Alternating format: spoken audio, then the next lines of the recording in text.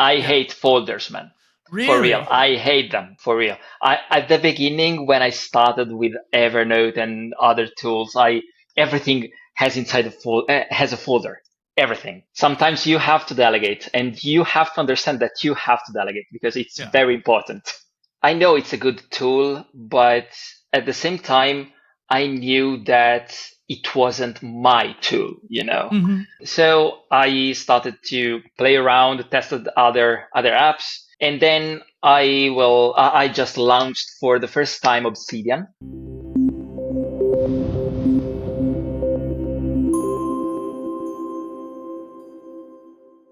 Hello, welcome to the PolyTools Creator Spotlight. I'm Dustin, PolyInnovator. Today I'm welcoming Marco Serafini onto the show. He is a YouTuber, PKM expert, consultant, writer, founder of Mindstone Consulting, and Obsidian Enthusiast, although we might change that here soon, I guess. Let's go ahead and welcome you to the show. Thanks for being here. Thank you, Dustin. Thank you for having me. It's a pleasure to be here. Also, I'm sorry if we had to reschedule this interview, but as you know, June has been a real busy month for my wife and I. So thank you. Well, congratulations on the new changes. Thank you, man. I had to get married. It was Yeah, time. kind of a big deal. Yeah.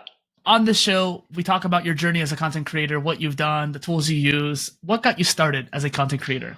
Well, I'd say mostly the fact I wanted to reach more people and actually share my experience and my knowledge.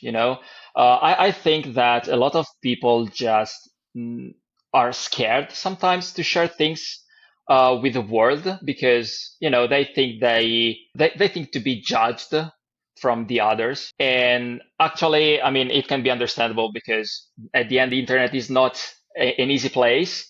But Yeah. yeah, anyway, I've always been online since I was a kid. I mean, at the beginning, just for playing MMORPGs, but Yeah. but then it was the time for MySpace and then MSN and so on. But I've never published real content. And during these years, I worked as sound engineer during concerts. I had a business in game industry. I worked as insurance broker. And man, I did a lot of things actually, but I've always been passionate about the productivity. I've always cared about my organization for Right. both personal and business life.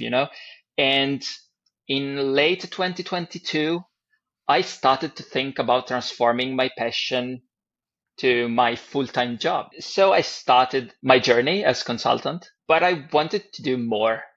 I wanted to connect with more people and share my knowledge and experiences. Also because I think that sharing is really useful because sometimes you help people, sometimes people help you. Hmm. So I just started, and I think it was April or May, maybe 2023, when I published my first article on Medium, and it was about a very basic daily note template about Obsidian. Hmm. And I remember it's been a bit weird because it was the first article, and I thought, I mean, this is just simple. It's not a too much structure article. Who knows how it will go, no? But then Yeah. I hit for the first time the famous button publish, and I started. Actually, that article went well, honestly, and it's doing good also now after more than 1 year. So yeah, it was a good start. It started everything over there. And then in late August, I just did another step by launching the YouTube channel. And yeah, and now I'm here with you. And posted other article related to Obsidian.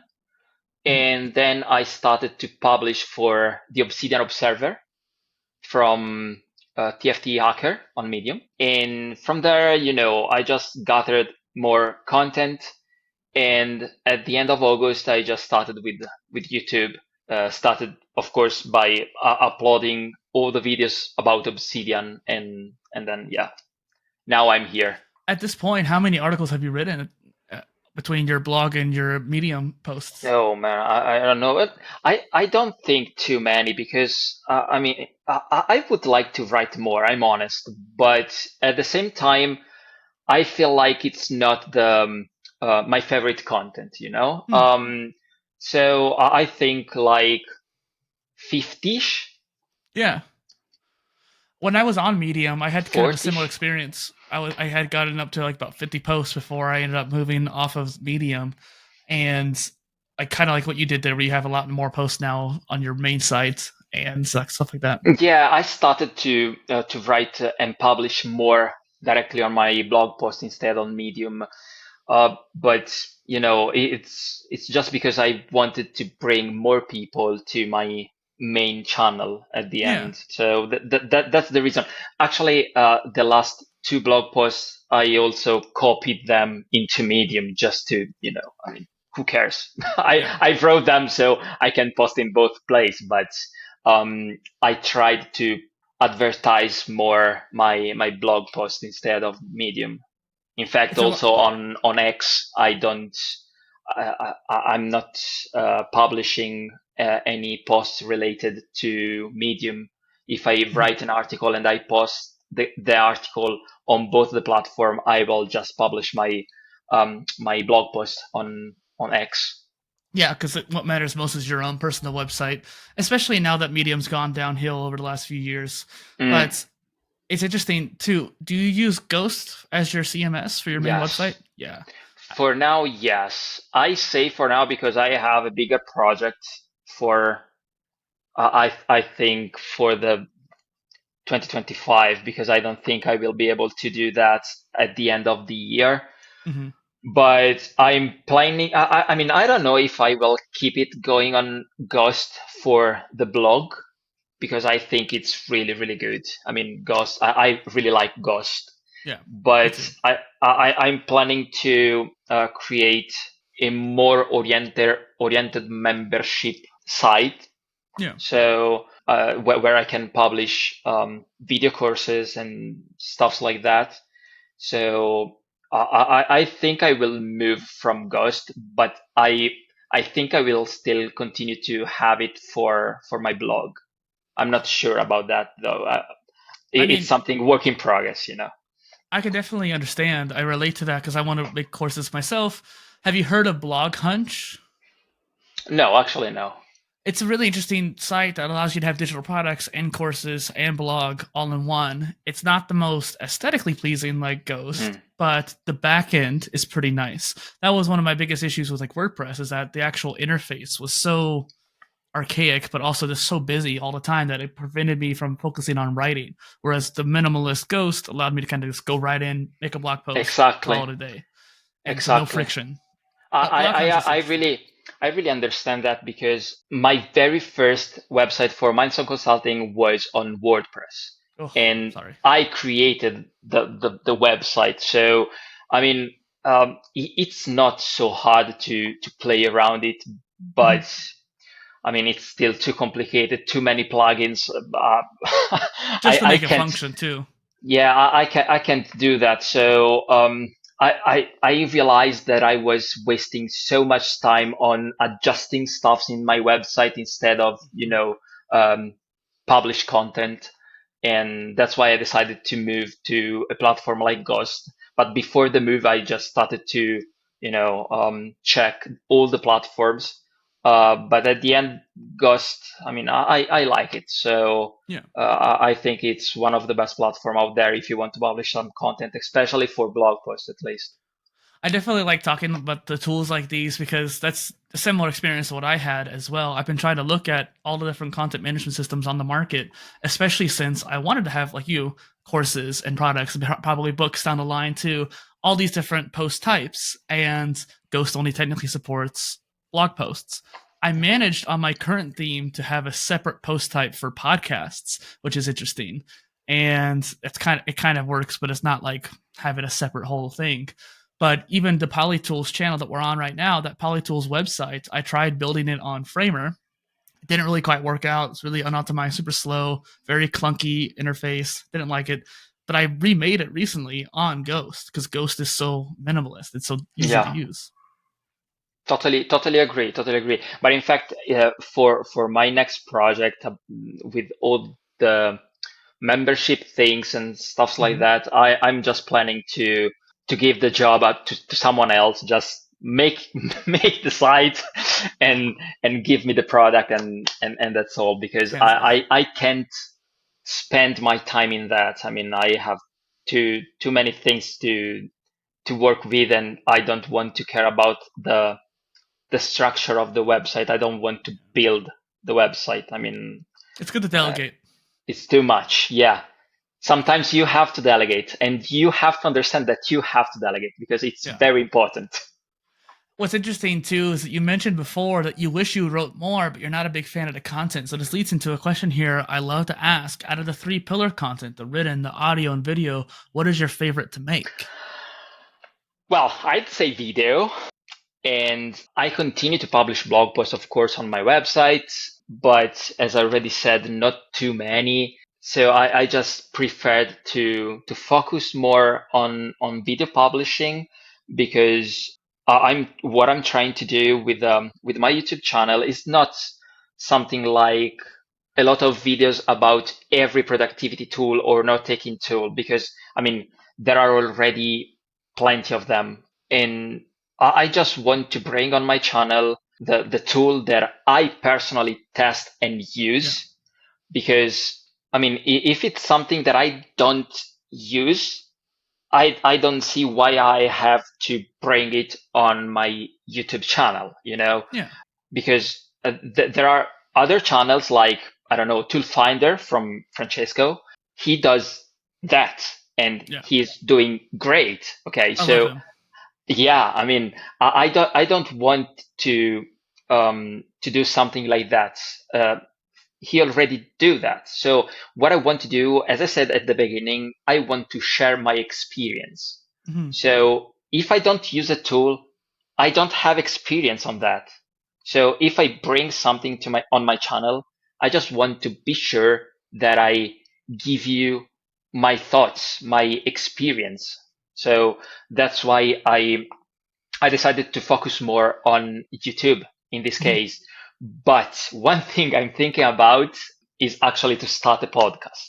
Okay. Yeah, because as I said, I want to maintain my YouTube channel for tutorials or video about productivity tools. That, I mean, it's kind of hard to bring this kind of content on the podcast because I mean, it's something different. I would like to start a podcast for to talk about methodologies or more theoretical topics. So yeah, it's something that I'm thinking about, and I would like to start at the end of the year at least. Yeah, but it's something that's it's sparked. Nice.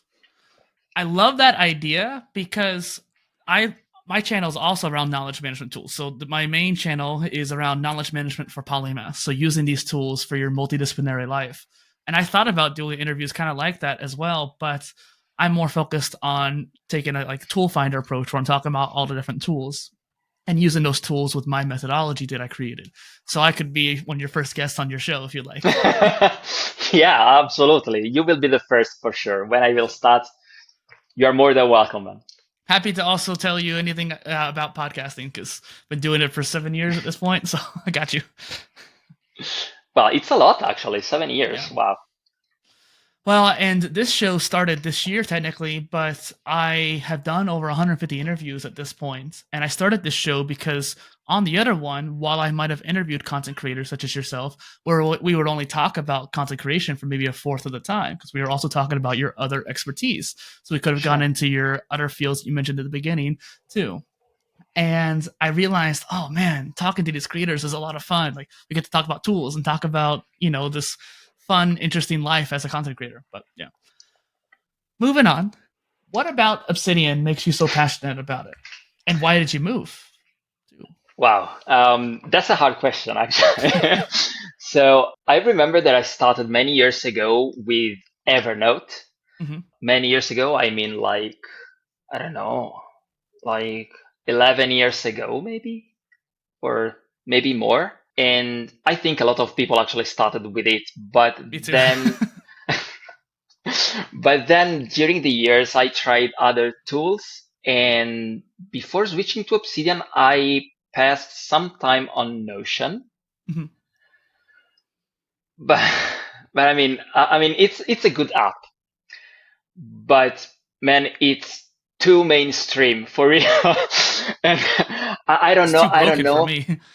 I don't know, but I know it's a good tool, but at the same time, I knew that it wasn't my tool. Hmm. So I started to play around, tested other apps, and then I just launched for the first time Obsidian, and man, I just loved it because the customization is unreal, and the community behind it is impressive, and you can also really build and structure your personal vault following your needs, but for real. I mean, it will be yours. So the thing is that, I mean, I like the fact that I can build my own workspace, my own digital workspace. At the same time, at the beginning, it's like, as many other people say, I'm wasting time to adjust everything in my workspace. I can actually understand them because in a tool like Obsidian, where you can do pretty much everything, it's easy to start wasting time. But at the end, if you know what you have to do, it's not wasting time, it's investing time for your workspace. And a lot of people just avoid Obsidian because they start saying, yeah, but I have to install tons of plugins, set up a lot of plugins. I don't have time to do that. When at the end, the same people just waste time in other things, in other tools. So it's totally the same. I It's definitely not had. the easier one for sure Mhm. to learn and to start with, but I mean the endless possibility that you have with a tool like that is just crazy. So I went full into Obsidian, and from there I just started to understand what to keep into Obsidian, what to do in other apps and stuff like that, because at the beginning I was like, I do everything in Obsidian.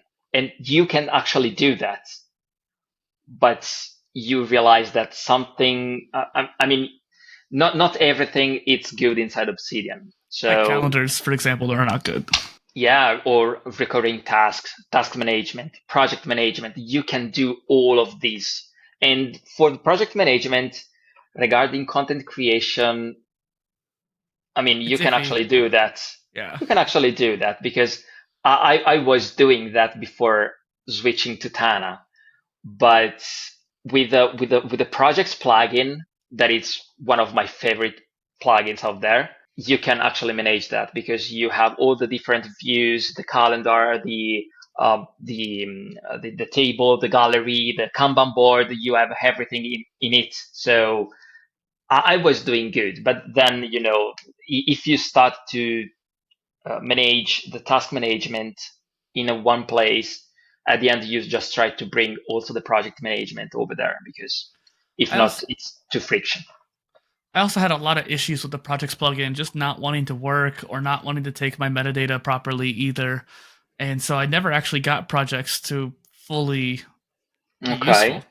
But the Kanban board's still pretty good when it comes to like the Kanban plugin and stuff like that. But yeah, you're right. Like it's one of those things that people try to use Obsidian for too much. I'm definitely one of those people, so I understand.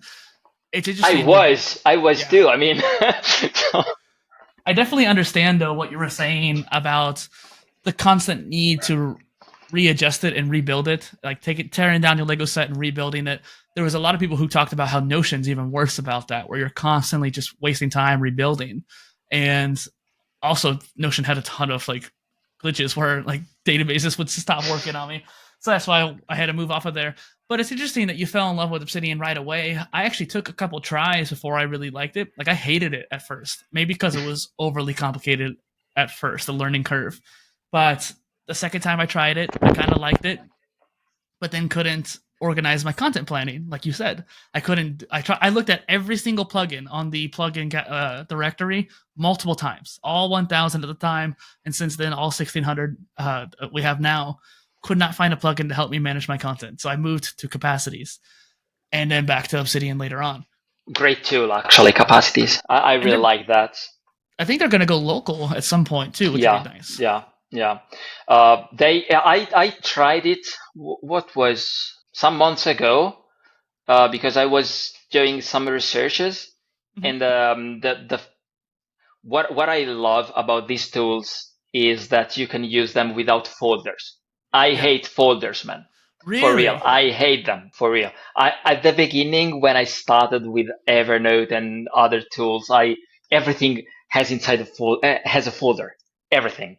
And when I was starting to, looking for some content around, open all the folders and stuff like that. So when you start to understand the power of the tags, the folders are just meaningless. So Capacities is really good on that.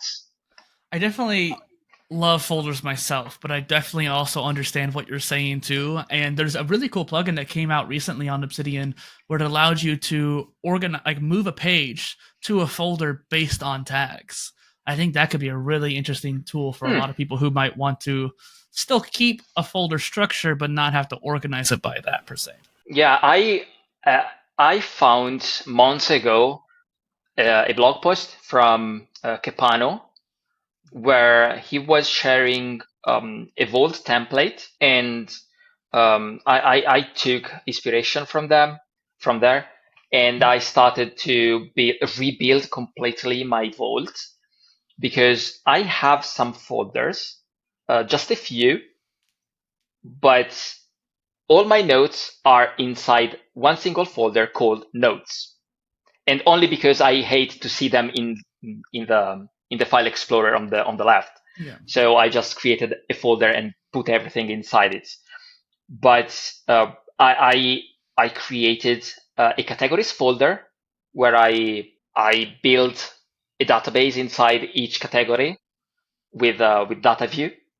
And so I have like a map of content or table of content, or call it whatever you want. And I just use tags and categories to find my notes. So I just figured this out thanks to the post I saw on Kepano's blogs. It's definitely interesting to think about how you can organize all your notes and content and planning. Do you think that this has helped you a lot as a content creator? Well, content creator, yes and no. I mean, I'd say not only for content creation, but just for everything. Also, just for my personal resources. It's not something that I think that if you find your methodology, you find your framework to use, you can use it for everything, for job, for personal life, because at the end, both jobs or personal life, you will have areas of interest or categories, or call them whatever you want. You have the other tags, but the tag system is just the same. So at the end, the most important thing is not at the end which tool you use, as always, is how you use them and what's your system. And then the tool should just, take your system and follow it. That's all. So it's not only about use it. What? Sorry? Sorry, I didn't mean what matters is that you actually use it. Yeah, exactly. So at the end, it's all about the system, but it's not important for which type of job. It can change the sections, the categories, the tags, but the system should be the same at the end. That's a great point, Marco. And that actually makes me think about WordPress again, too, because that was one of my issues with WordPress as well, the categories and tags. And in retrospect, I could have just done like video, podcast, and blog posts as the categories.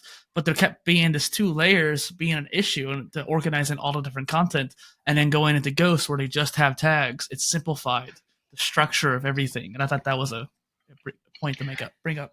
Yeah, it's like, I mean, the category, because sometimes people just, I take Tiago as example. Okay, Tiago just came out with Para. So you have projects, you have areas, but areas can be named simply categories. Yeah. So if you name something category, it's like some people just don't recognize category because they think about areas. So it starts to mess up, you know. But at the end, I mean, it's just terminology, nothing Yeah. more. So a category, it's an area, it's something else. The tags is just more granular, you know. So the category is one. The tags can be multiple, maybe. So it depends only on your system for real. Yeah. I just think it was a good point to bring up. Go into this next question here. What tools do you use to actually make your content? So we talked about Ghost for writing, but what about your videos and what do you think about for podcasts, that kind of thing? So for podcast, I don't know yet because it's something that it was an idea. I jot the idea down and it's there. I will think about it, but it's not this the right time. But for videos, I was using Obsidian for scripting the video, for organizing the structure of the content. But now I'm doing it in Tutana. And for recording, I use Screen Studio. It's only on Mac, but it's great. I mean, I really love it. I know that there is another new tool. I don't remember the name, like Tala, something like that. I don't remember. But yeah, and it's kind of good, but I don't know why should I change. I mean, I'm good with Screen Studio. I just love it, and they are working with for adding new stuffs to it. I tried the beta test, so they are doing something similar to Tala. So I mean, I use it, and it's really good. And then I edit my video with DaVinci Resolve. DaVinci Gang. And yeah, that's all. I mean, it's pretty simple actually. That's good. Also, I started to post some short videos on X just to show some stuff, some automation I'm working on with ClickUp and other tools. But I'm doing everything with the Screen Studio. It's pretty fast. The editing is fast, so. The only thing I can think of that would be, worthwhile to check out is like Ecamm. I hear really great things about it, especially if you want to do interviews. But since you're doing a lot of tutorial-based stuff, Screen Studio seems to be like a great choice. Yeah, yeah. DaVinci Resolve's pretty good. What was it? Oh, one thing that kind of comes to mind too is like Opus Clip is something that's really useful for making the shorts and TikToks and stuff like that. And they have a screen share feature, which is really great for tutorial content like you're doing. Okay. And then you could like have your face cam and the screen share on top and turn it into vertical content, which might be pretty helpful for growth. Actually, this is something that Screen Studio does. You can record with Screen Studio from your phone. Mm-hmm. So, I mean, I'm not planning to do YouTube Shorts or TikTok, but it's something that I thought about in the past. But at the end, I mean, I don't know how to structure, and I posted only 1 or 2 shorts just to test them. But I mean, I don't know. It's something that it's not for me. I just prefer to the classic long form video, maybe concise. I mean, not too long, because I think the longest videos I published was 13, 14 minutes, something like that. Okay, but yeah, so pretty short, yeah. Yeah, because I just go granular. I take a topic, I just go for it. I just do the tutorial, and that's all. I mean, you have a lot of great videos on the stuff like that too, especially certain plugins or something like that. I was just thinking in a way of like just repurposing so that you already have your videos, and if there's a certain clip from that that's really useful, then you can post it that way. On this channel, for example, I've gotten about 15,000 views in the last couple weeks, and that was purely 90% of that's from shorts. And I just thought, like, okay, that might be worth mentioning just for your own sake of growth. Yeah, no, absolutely. But I think that it's a great way to also to reach another kind of audience, Mhm. because I'm not a big fan of shorts. I mean, I'm not the guy who take the phone and just watch the short. Yeah. It's not for me. But there are a lot of people who does that all the time. So in this way, you could actually reach more people for sure. And it's something that you actually consider when you do some repurposing, Hmm. because at the end, the meaning of repurposing is just to take an existing content that you already published and maybe post it in another form. So a blog post into a video or a video into a blog post, because at the end, maybe the guy who read the blog post will not watch the video, but the people who didn't read the blog post because maybe they don't like to read, they just watch the videos. So you have two different audience, but the content is just the same. Maybe actually no, because I think that repurposing is just a chance to enrich that content too. Yeah. Yeah, definitely. Because maybe you have the blog post. I did a blog post about the GitHub plugin for Obsidian, where it's a guide, okay, step by step. But I did almost the same video. Actually, I followed my guide Yeah. and just did a video, and it's not the video with the most views, but the people who watched that um, thanked me because they actually finally understood how to do that. So it's kind of good, but they are people who didn't read my blog. So I reached different audience.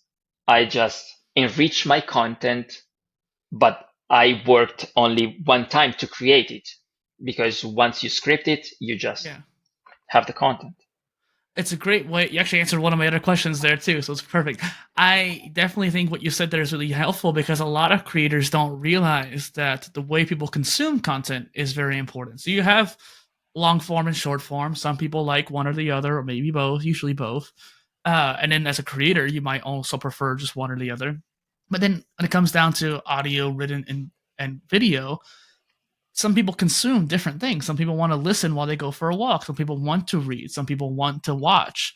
And like you said there, this channel actually started out from a newsletter around what I call the omni content model, which was a series I did where I made a blog post, a video, and a podcast for every single episode, essentially. And that was like every episode it might not have been the same topics each time, but every episode was all three. And that was because I wanted to make content for the type that you might want to consume. Yeah, totally.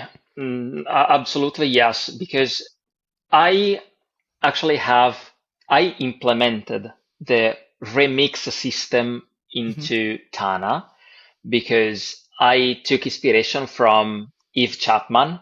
She does really great job in content creation, honestly.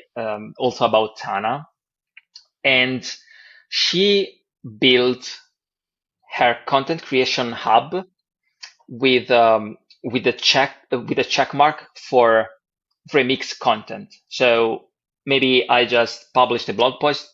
I have the checkbox remix unchecked, so I know when I go for the Yeah.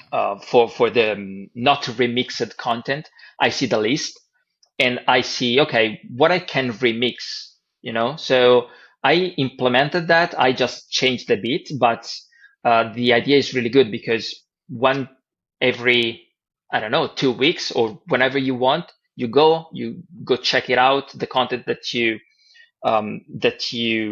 published and you want to remix it one day. Yeah. And so you have everything under control at a glance. When I was still using Notion, I had a database for all my content, and I had a checkbox column that was like repurpose question mark, and I was basically Exactly. keeping track if I repurposed it or not. Exactly. And I have the same. I have a checkbox with remix. So every time I check it, it means that I used the content on other form. And I also have a field where I link the original content. So I have the connection between the content.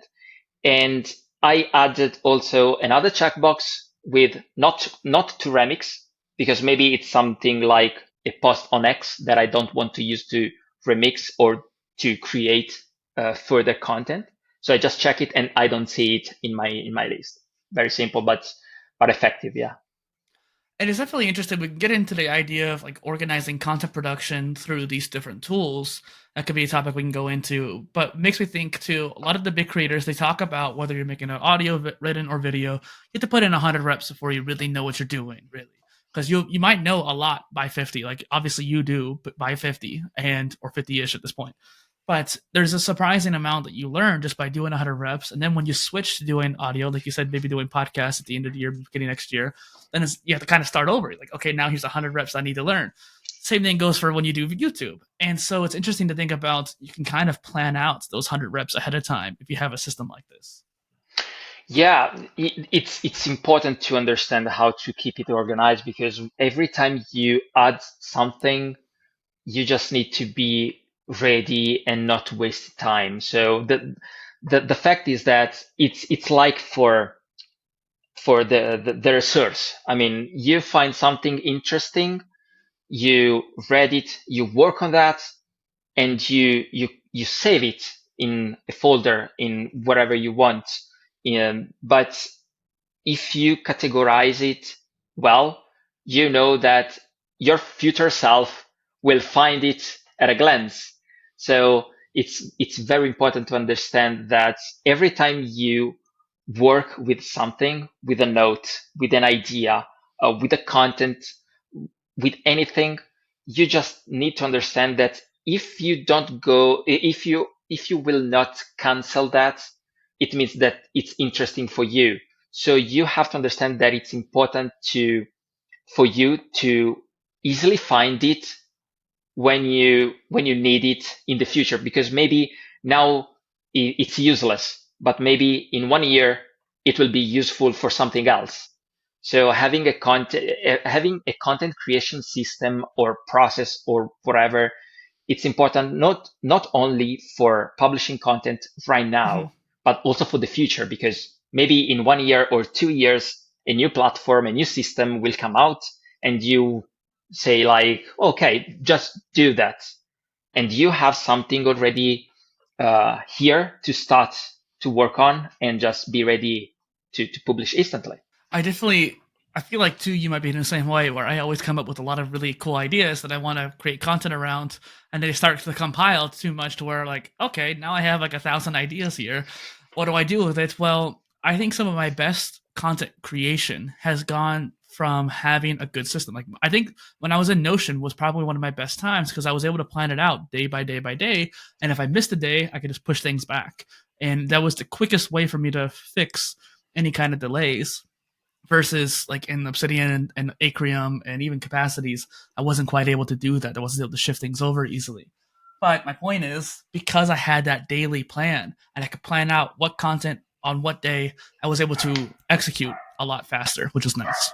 About that, I was from August to May, end of May, maybe June, I published one video every Tuesday at half past 5 p.m. every week. But now, since I have to change something in my routine because of some business stuff that I'm working on, I just have to, go week by week without defining a real day for publishing, you Mm-hmm. know. So right now, in the last 2 weeks, I started to use the Friday evening, and I go to into my content creation hub. I see my ideas, and I just decide on which one I will work on the next week. Okay, Mm-hmm. so I just put them in the right place, and on the Sunday when I do my weekly review and I double check the calendar for the next week, I just started to plan the days, but the days to work on the idea or on the content, but not to publish it. Mm. Because right now it's something that I can't be sure to provide every day at certain hour because I have a lot of things Yeah, things change. on working on, yeah. So I had to adjust it. But until the last month, I was like, no, it's Tuesday. I have to Yeah. publish the video. No way I have to publish it. Right now, it's a bit different because I started to publish more on X. I really like to publish on X, to be honest. Um, What about threads? I didn't try it yet. Okay. I asked that on X to Eve Chapman because she was trying it, and I was like, okay, how is it? And I mean, I just have to try it, but I didn't do that. Are you on Thread? I'm on everything. That's kind of one of my shticks is that I'm everywhere. But Okay.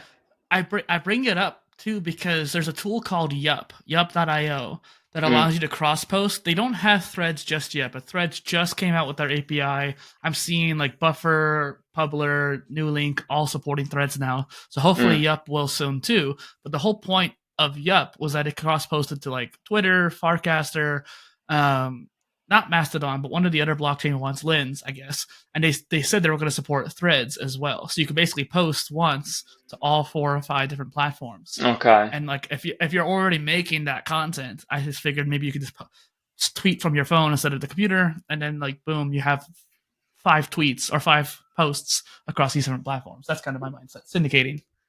Yeah, I mean, it's something that I was thinking about. mm, Also, like to use tool, for example, Typefully. Mm-hmm. But I don't know. I mean, I like the automations. I like everything about that. I use make.com. I was using Zapier first, but Zapier just doesn't compete. yeah, I mean, I prefer make.com because it's just, I don't know, it's something that I think it's just more customizable in certain way. So it's a bit harder it was a bit harder at the beginning for me, I respect that than Zapier, but I really like make.com right now. I'm doing every automation on make.com right Yeah. now. But the thing is that the way I use X, for example, yeah, I post on X, but I'm trying to actually engage with my contacts, Yeah. and having this kind of, okay, I have Thread, I have Mastodon, I also have Mastodon, but whatever, Yeah, I Thread, have both. Mastodon, X, and I just post everywhere. I don't know. I think that I will not be able to, mm, Respond and whatnot. yeah, I think really it only really comes down to X and threads. The rest of them don't quite matter just yet. I kind of just want to post to them and just make sure I'm active ish on there. Threads, I actually enjoy replying to people more on. I've been trying to get more active on X, but it's been kind of weird the last couple of years, so it doesn't really feel as right as it used to. Okay. I mean, I don't Just see, I don't have this feeling just because I actually started to use X actively or yeah, Twitter X. like 1 year ago. So one year and a half ago. Before that, I had Twitter, but just to scroll down and see news and something like that. But I wasn't active in Twitter, so I don't feel the difference between 2 years ago and now, for example. But um, I'm actually having fun right now, and I am enjoying it. So that's why I decided to publish more. Also, bring some short content, short video content, about Yeah. 1 minute, 40 seconds, and something like that on X instead Seeing any of growth with that? using YouTube. What? Are you seeing any growth with that? Actually, yes, because going back to the repurposing, Yeah.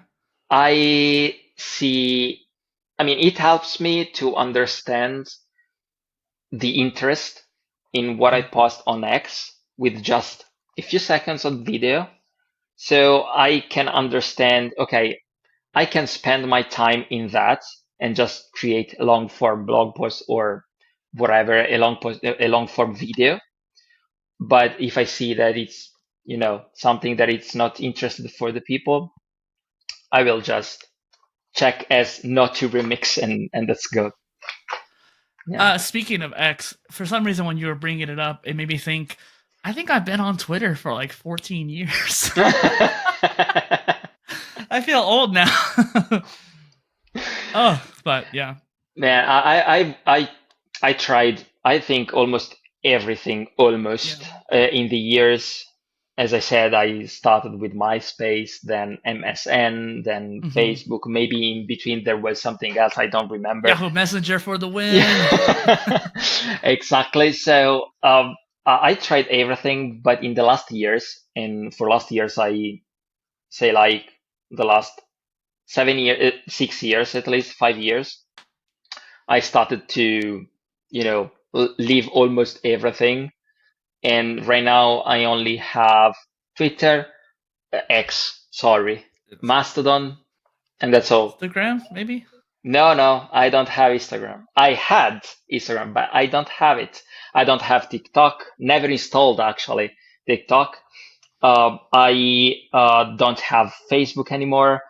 I I wish I could don't. get rid of Facebook. I don't have Thread yet.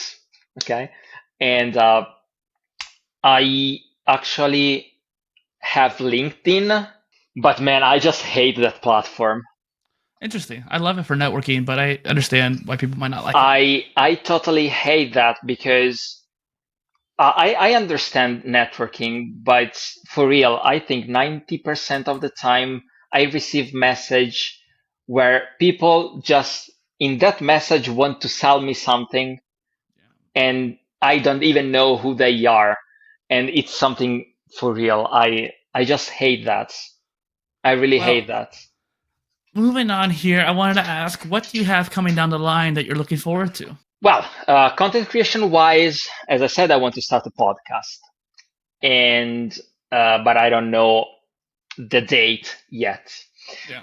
Also, I have to reshape my website, as I said, and the biggest deal is about my business because during the next several months, I will follow three different companies that are under the same organization, and they need to build it for real, build a full productivity system Hmm.